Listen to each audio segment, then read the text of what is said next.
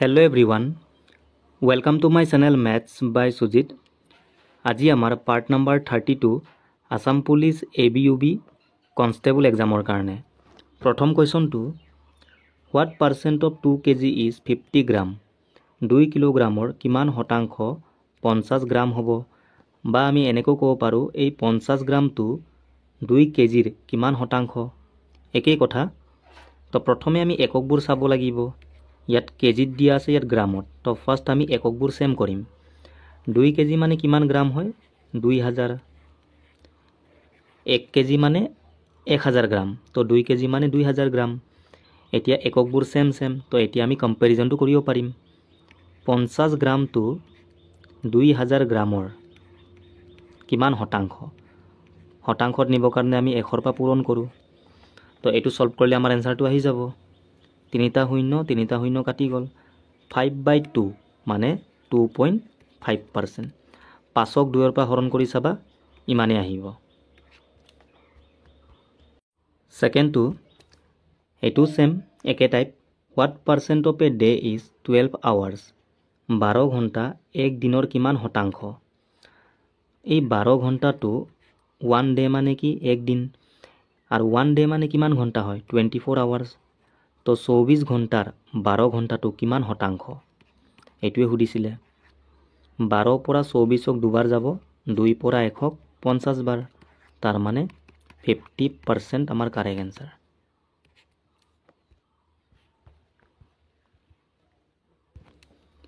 The median of the data set this মানে এই data সেটৰ আমি মিডিয়ানটো উলিয়াব লাগে মানে মধ্যমা মিডিয়ান উলিয়াবৰ কাৰণে ফাৰ্স্টত আমি এই ডেটা সেটক এসেন্ডিং বা ডিসেন্ডিংত এৰেঞ্জ কৰিব লাগিব সৰুৰ পৰা ডাঙৰলৈ বা ডাঙৰৰ পৰা সৰুলৈ একেই কথা আৰু এৰেঞ্জ কৰাৰ পাছত একেবাৰে মাজৰ নাম্বাৰটো আমাৰ কি মিডিয়ান ঠিক আছে তো ইয়াত কেইটা টাৰ্মছ আছে 1 2 3 4 5 6 7 8 9 10 11 তাৰ মানে মাজৰটো কোনটো হ'ব 6 নম্বৰ সংখ্যাটো লেফট ফালে 5টা ৰাইট ফালে 5টা থাকিব ন তো মাজৰটো আমাৰ আনসাৰ হ'ব মাজৰটো মানে 6 নম্বৰ টাৰ্মছটো তো আমি সৰুৰ পৰা ডাঙৰলৈ হজাম গোটেইবোৰ লিখিব নালাগে 6 নম্বৰটো আমাৰ আনসাৰ হৈ যাব তো একেবাৰে সৰুটো কোনটো মাইনাসত থকাবোৰ চোৱা আটাইতকৈ সৰু কোনটো -5 নেক্সট -4 আহিব নেক্সট -2 মানে ইয়াতকে এইটো ডাঙৰ ইয়াতকে এইটো ডাঙৰ ঠিক আছে সৰুৰ পৰা ডাঙৰলৈ আমি হজাই আছো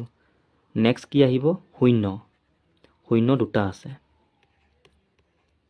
1 2 3 4 5 এটা 6 নম্বৰ যেটো আহিব এটো আমাৰ কাৰেক্ট আনসাৰ 1 আহিব চোৱা তো এটো আমাৰ কাৰেক্ট আনসাৰ ঠিক আছে বাকি গুটেবোৰ লিখিব নালাগে লিখিলে টাইম যাব অকমান বাকি লিখিও পাৰা তোমালোকে একো নাই চোৱা 1 দুটা আছে হল তাৰ পাছত কি আহিব 2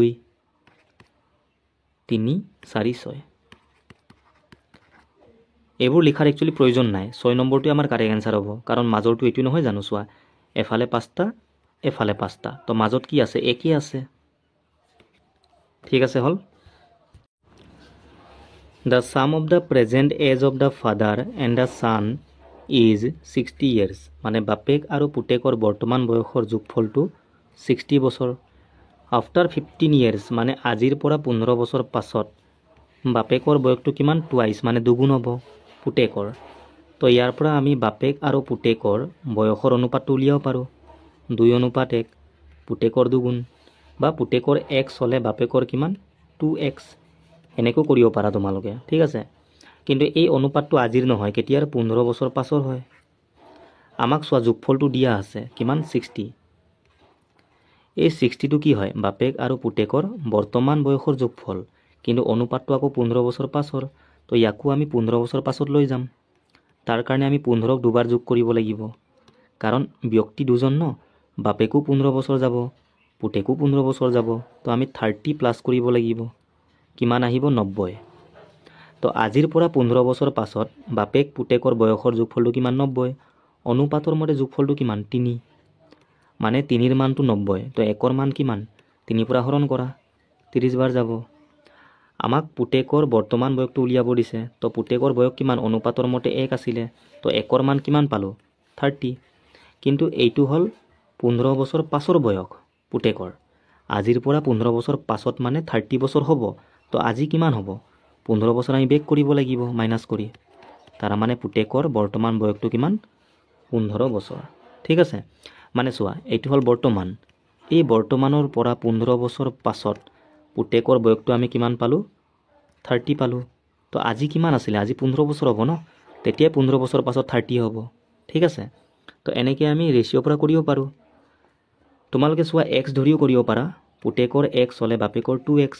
এইটো কেতিয়াৰ বয়স? 15 বছৰ পাছৰ। তো আজি কিমান হ'ব? 15 বেক কৰিব লাগিব ন মাইনাছ কৰি। তো এইটো হ'ল সিহঁতৰ বৰ্তমান বয়স। এতিয়া ইয়াৰে যোগফলটো আমাক দিয়া আছে কিমান? 60।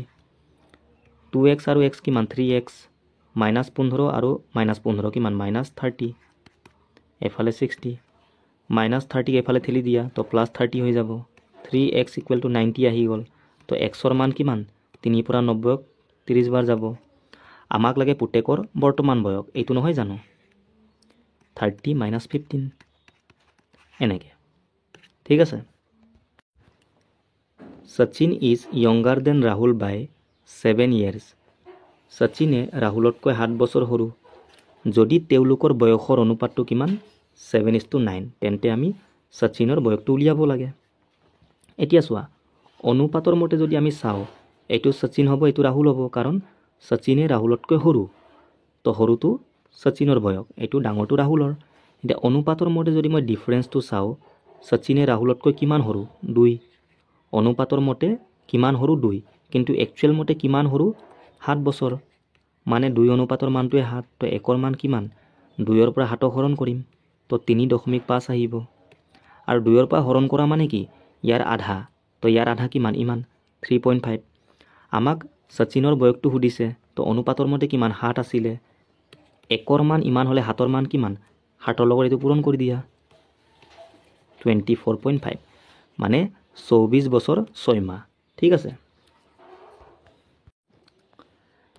If the mark price of an item is ₹600 and it is sold at a discount of 20%, what is the selling price? মানে কোনো এটা বস্তুৰ মাৰ্ক প্ৰাইচটো মানে MRPটো বা লিখা দাম বুলি আমি কওঁ, বা ছপা মূল্য, এইটো কিমান? ইমান টকা। এতিয়া দোকানীজনে এই বস্তুটো চেল কৰি দিলে 20% ডিছকাউণ্টত।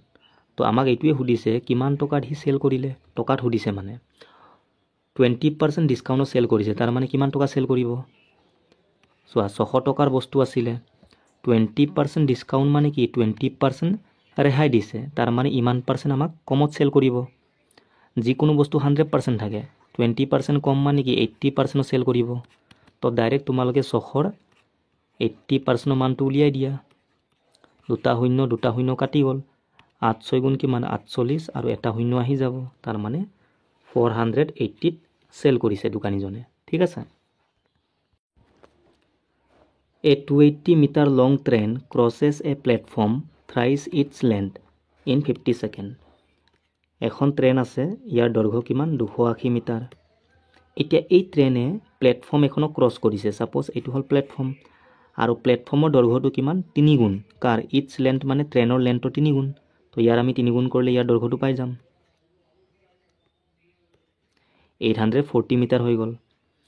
এতিয়া এই ট্ৰেইনে এই প্লেটফৰ্মটো ক্ৰছ কৰিব। তো ক্ৰছ কৰোঁতে টোটেল ডিষ্টেঞ্চ কিমান হ'ব? এই দুটাৰ ডিষ্টেঞ্চটো আমি যোগ কৰিব লাগিব। কিমান আহিব এইটো? 1220 মিটাৰ। তো এইটো হ'ব আমাৰ টোটেল ডিষ্টেঞ্চ। আমাক চোৱা, ট্ৰেইনখনৰ স্পীডটো উলিয়াব দিছে কিলোমিটাৰ/আৱাৰত। স্পীড ইকুৱেল টু কি আছিলে? ডিষ্টেঞ্চ বাই টাইম। তো টোটেল ডিষ্টেঞ্চ কিমান আহিলে? 1220 মিটাৰ। আৰু টাইম কিমান দিয়া আছে? চোৱা, 50 ছেকেণ্ড। তো এনচাৰটো মিটাৰ/ছেকেণ্ডত আহিব, কিন্তু আমাক লাগে কিলোমিটাৰ/আৱাৰত। যেতিয়াও আমি মিটাৰ/ছেকেণ্ডক কিলোমিটাৰ/আৱাৰত কনভাৰ্ট কৰোঁ, সদায় আমি 18/5 পৰা পূৰণ কৰিব লাগে। ঠিক আছে। কিলোমিটাৰ/আৱাৰক যদি মিটাৰ/ছেকেণ্ডক কনভাৰ্ট কৰোঁ, আমি 5/18 পৰা পূৰণ কৰোঁ, কিন্তু মিটাৰ/ছেকেণ্ডক কিলোমিটাৰ/আৱাৰত নিলে ইয়াৰ ওলোটা 18/5 পৰা পূৰণ কৰিব লাগে। তো এইটো ছল্ভ কৰিলে আমাৰ এনচাৰ আহি যাব, 0 কাটি গ'ল। ওপৰত 122 আৰু 18 আছে, আৰু তলত কিমান? 5 5 গুণ 25। এতিয়া আমি এটা কাম কৰিম, 25 পৰাটো হৰণ নাযায়, তলত আমি 4 পূৰণ কৰিম, তো ওপৰটো আমি 4 পূৰণ কৰিম, তেতিয়া এইটো 100 হৈ যাব। 100ৰ পৰা হৰণ কৰিবলৈ ইজি, দুটাৰ আগত পইণ্টটো আহিব, অপশ্যনবোৰত চোৱা পইণ্ট দিয়া আছে তো এইটো চাই লাভ নাই আৰু অকল এইটো আমি পূৰণ কৰিম এতিয়া আমি এটা কাম কৰিম চোৱা এককৰ ঘৰবোৰ বেলেগ বেলেগ তো আমি ইউনিট ডিজিট কনচেপ্ট ইউজ কৰিম 4 8 গুণ কিমান 32 মানে 2 আহিব লাষ্টত 2 2 গুণ 4 মানে এককৰ ঘৰত কি আহিব 4 তো এইটো আমাৰ কাৰেক্ট এনসাৰ ঠিক আছে গোটেইটো পূৰণ কৰিব নালাগে তোমালোকে এনেকৈ অকমান দিমাগ লগালে হ'ল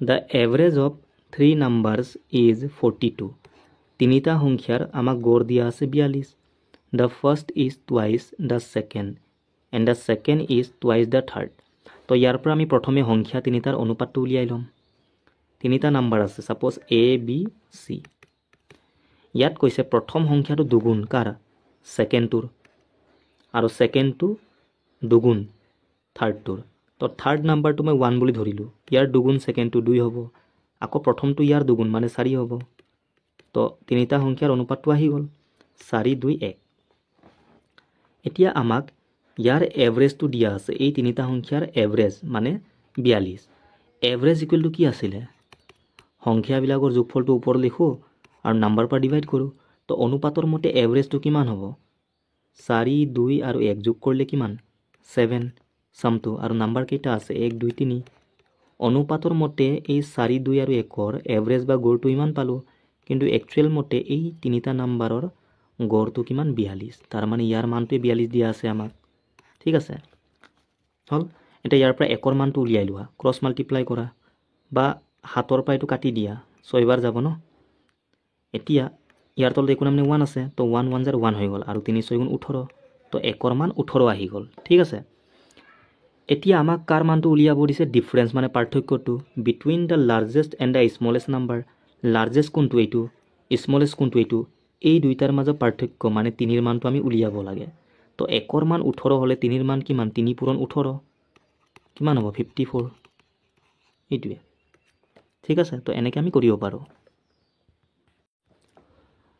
Which of the following is the largest fraction তলৰ কোনটো ভগ্নাংশ আটাইতকৈ ডাঙৰ 3/5 দিয়া আছে সেকেন্ডটো কিমান 5/20 বা আমি কব পাৰো ন 1/4 কাৰণ এটো কটাকটি যায় 5 গুণ 5 5 4 গুণ 20 তো এনেকৈ আমি লিখিব পাৰো এটো সোৱা আতৰ পা যায় 1/8 বুলি আমি কব পাৰো এটো সোৱা 25 4 গুণ 100 এটা শূন্য আছে আহি যাব তাৰ মানে 1/40 এতিয়া কোনটো ডাঙৰ কোনটো সৰু এটো আমি কেনে গম পাম ইয়াৰো বহুত নিয়ম আছে বেলেগ বেলেগ মেথড আছে আমি ক্ৰস মেথড দিও চেক কৰিব পাৰো বা তলৰ মানবোৰ আমি সেম কৰিব পাৰো তলৰ মানবোৰ যদি সেম হৈ যায় ওপৰৰ মানটো চাই আমি কব পাৰো কোনটো ডাঙৰ কোনটো সৰু এটা ইয়াত সোৱা 40 আছে ইয়াকো মই 40 বনাব পাৰো ন 5 পূৰণ কৰি তো ইয়াতো 5 ইয়াক 40 বনাবৰ কাৰণে ইয়াত 10 পূৰণ কৰিম তো ইয়াতো 10 ইয়াক 40 বনাবৰ কাৰণে ইয়াত আমি 8 পূৰণ কৰিম তো ইয়াতো 8 এতিয়া সোৱা তলৰ মানবোৰ 40 40 40 40 মিলি গল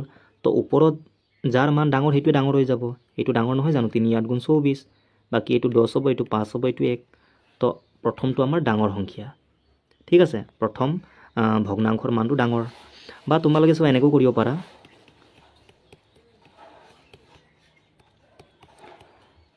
3/5 মানে শতাংশত কিমান পাৰ্চেন্টেজত 1/5 মানে আমি জানো 20% তো 3/5 মানে কিমান ইয়াৰ 3 গুণ 60% বা তোমালোকে ইয়াত 100 পূৰণ কৰিলে হল শতাংশত নিব হলে আমি 100ৰ পৰা পূৰণ কৰো তো 5ৰ পৰা 100 20 বাৰ যাব আৰু 3 20 গুণ 60 এনেকৈ কৰিব পাৰা 1/4 মানে কিমান 25% 1/8 মানে কিমান 12.5 শতাংশ 1/40 মানে কিমান 0 0 কাটি গল 2 2 গুণ 4 2 5 গুণ 10 তো 5/2 মানে কিমান 2.5% এটা সোৱা আটাইতকৈ ডাঙৰ কোনটো এইটো নহয় নেকি তো এনেকৈ কৰিব পাৰা তোমালোকে ঠিক আছে বাকি ক্ৰস মেথডটো আছে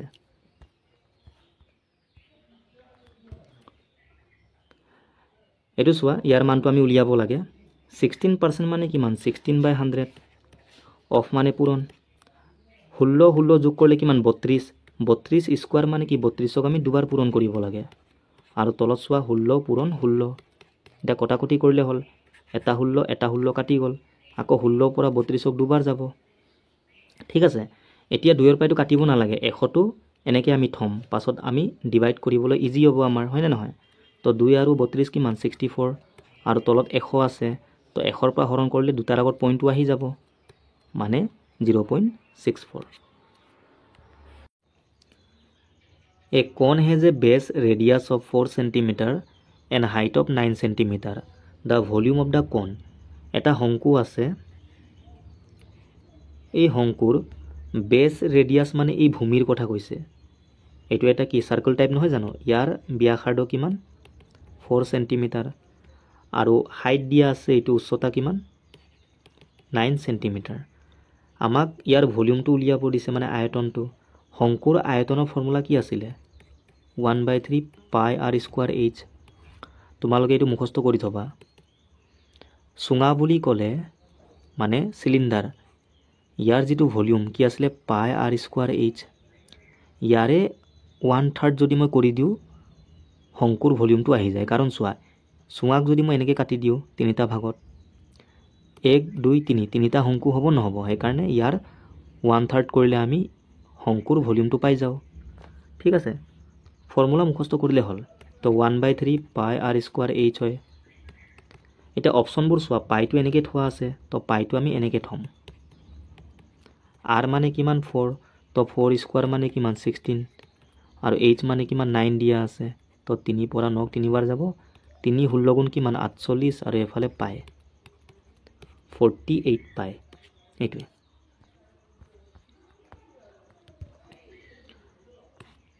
The sum of areas of a circle and square is 148 centimeter square. মানে এটা সার্কেল আছে মানে বৃত্ত আৰু এটা স্কয়াৰ। বৰ্গৰ গোটেই বাহুবোৰ কি সমান থাকে। এই দুইটাৰে এৰিয়াৰ যোগফলটো আমাক দিয়া আছে। সাম মানে যোগফল, বৃত্তৰ যদি ব্যাসাৰ্ধ r হয় ইয়াৰ এৰিয়া বা কালিটো কিমান পাই r স্কয়াৰ, আৰু ইয়াৰ যদি বাহুটো a হয় তেন্তে ইয়াৰ এৰিয়া কিমান বাহু পূৰণ বাহু মানে a স্কয়াৰ। এই দুইটাৰ যোগফলটো আমাক দিয়া আছে কিমান 148। ঠিক আছে, এইটো প্ৰশ্নত দিয়া আছে। If the perimeter of the square is 36 centimeter, perimeter মানে কি এই বাউন্ডাৰী লেনটো, তো এই বৰ্গৰ পেৰিমিটাৰ দিয়া আছে আমাক 36, মানে এই চাৰিটা বাহুৰ যোগফলটো এইটো। তো গোটেই বাহুবোৰ সমান সমান, তাৰ মানে 36ক যদি 4 পৰা ডিভাইড কৰোঁ আমাৰ বাহুবোৰ আহি যাব 9 9। তাৰ মানে বৰ্গৰ বাহুৰ মান কিমান 9 সেন্টিমিটাৰ। ঠিক আছে, গোটেইবোৰ 9 9 হলে যোগ কৰি চাবা তোমালোকে ইমানে পাবা। এতিয়া এৰ মান আমি কিমান 9 পালো, তো 9 স্কয়াৰ মানে 81 নহব জানো। 81টো আমি এফালে ঠেলি দিম, তো -81 হ'ব।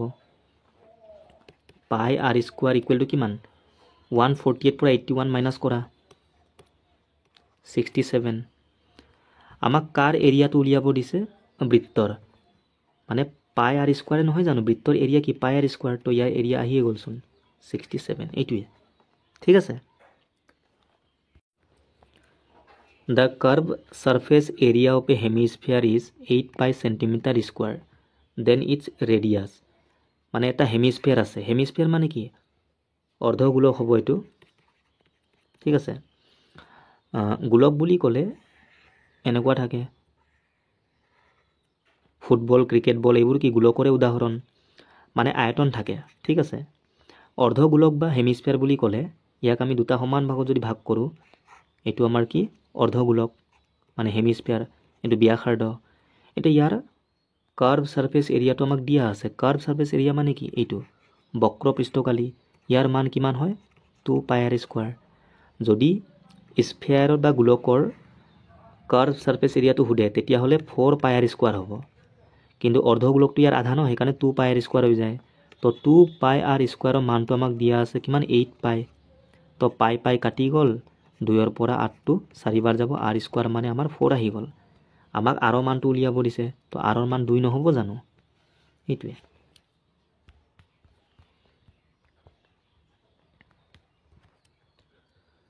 Two bells A and B are rung such that the bell A rings at every 30 minutes and the bell B rings at every 25 minutes.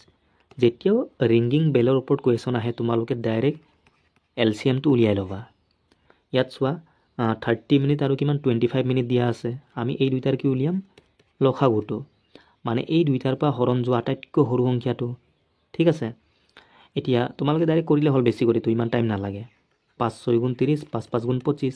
এতিয়া 6 আৰু 5টো এটা সংখ্যাৰ পৰা হৰণ নাযায়, তো আমি কৰিব নোৱাৰোঁ। আৰু এতিয়া এলচিএম কিমান এই গোটেইবোৰ আমি পূৰণ কৰিম। 5 6 গুণ 30, 30 আৰু 5 কিমান 150। তো ইমান কি মিনিট, এইটো আমাৰ কি লসাগুটো আহি গ'ল, এইটো মিনিটত আছে, ইয়াক আমি ঘণ্টাত কনভাৰ্ট কৰিম চোৱা। এঘণ্টাত কিমান থাকে 60 মিনিট, তো ইয়াত 60 দুটা সোমাই আছে, মানে 2 ঘণ্টা সোমাই আছে ইয়াত। 2 ঘণ্টা মানে 120 মিনিট নহয় জানো, মানে 2 ঘণ্টা 30 মিনিট বুলি আমি ক'ব পাৰোঁ নোৱাৰোঁ। 2 ঘণ্টা মানে 120 মিনিট আৰু এফালে 30 মিনিট, তো 150 নহ'ব জানো। তো 150 মিনিট মানে আমি ক'ব পাৰোঁ 2 ঘণ্টা 30 মিনিট। ঠিক আছে, এতিয়া সিহঁতে ষ্টাৰ্টিঙত কিমান টাইমত ৰিং কৰিছিলে 6 AM। তো নেক্সট কেতিয়া ৰিং কৰিব এইটোৱে সুধিছে। তো 6 লগত আমি এইটো যোগ কৰিম। 6 লগত যদি 2 ঘণ্টা 30 মিনিট যোগ কৰোঁ কিমান 8 ঘণ্টা 30 মিনিট নহ'ব জানো, এইটোৱে 8:30। ঠিক আছে, clear. If radius of a circle decrease by 10%, then area of circle decrease by, মানে এটা বৃত্তৰ ব্যাসাৰ্ধ যদি 10% কমাই দিয়ে, তেন্তে এই বৃত্তৰ যিটো এৰিয়া মানে ক্ষেত্ৰফলটো কিমান পাৰ্চেণ্ট কমিব। এনেকুৱা টাইপৰ কুৱেশ্যন আমি কৰি আহিছোঁ। ইয়াত আমি ছাকচেছিভ ফৰ্মুলা ইউজ কৰিম a + b + ab/100, আৰু এই ফৰ্মুলাটো অকল দুটা মানৰ কাৰণেহে ইউজ হয়। এতিয়া চোৱা, এইটো বৃত্ত, ইয়াৰ যিটো ব্যাসাৰ্ধ এইটো 10% কমাই দিলে, ইয়াৰ যিটো এৰিয়া সেইটো কিমান পাৰ্চেণ্ট কমিব। বৃত্তৰ এৰিয়া কি πr²। পাইটো চাই লাভ নাই, কাৰণ পাইটো এটা কনষ্টেণ্ট, ইয়াৰ মানটো 22/7 বা 3.14 এনেকৈ গৈ থাকে, এইটো ফিক্স, সদায় একে থাকিব, কেতিয়াও চেঞ্জ নহয়। কিন্তু আৰটো কি চেঞ্জ হৈ থাকে ন, কেতিয়াবা ব্যাসাৰ্ধ কম কেতিয়াবা বেছি। তো অকল আমাৰ ফ'কাছটো ইয়াত, r² মানে কি, আৰক আমি দুবাৰ পূৰণ কৰিম। তো এনেকৈ দুবাৰ যদি পূৰণ হৈ থাকে তেন্তে আমি এই ফৰ্মুলাটো ইউজ কৰিব পাৰোঁ।